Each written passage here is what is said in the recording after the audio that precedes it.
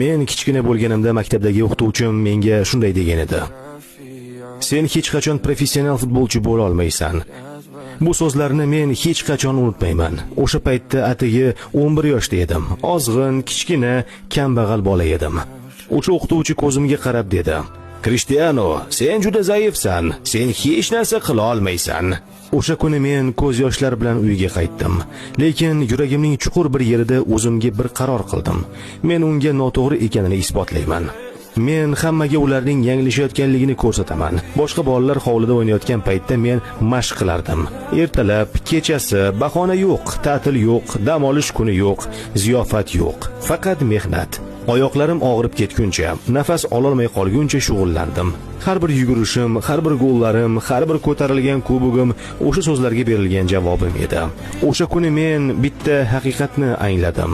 Senga ishonishmasa, bu hali hech